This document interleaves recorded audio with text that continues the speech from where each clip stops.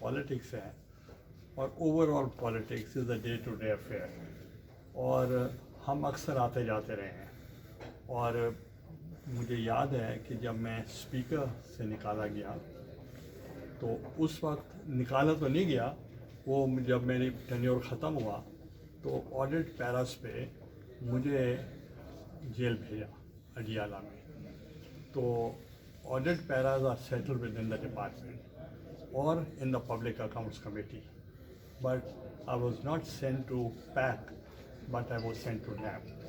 No complaint, I spend according to jail manual 10 years, came back और मेरा vindicate हुआ कि मेरा ओथ जनरल मुशर्रफ ने दिया और उन्होंने ही मुझे अंदर किया था। तो अभी तक आफ्टर 23 years मुझे स्पीकर जो अयाज सादिक साहब हैं उन्होंने कहा कि आपके ऑडिट पैराज अब हमारे पास आए, तो अब ये देखें कि who will return my 10 years of my life.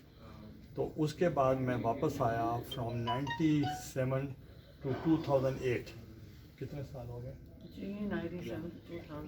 11 years। मैं 11 साल के बाद फिर असेंबली आया एज प्राइम मिनिस्टर, और फिर मुझे अब मैं वहाँ से प्राइम मिनिस्टरशिप से मुझे जब डिस्क्वालीफाई किया गया तो दैट वाज 2012। आज 2021 है, कितने साल हो गए? आज मैं 9 साल के बाद फिर असेंबली में। गिलानी साहब, कल कुछ दिन पहले शिबली फराज साहब ने ये वाज़ेह तौर पर कहा है कि सादिक संजरानी की कामयाबी के लिए वो हर हरबा इस्तेमाल करेंगे, तो इस बयान को आप कैसे देखते हैं? No comments.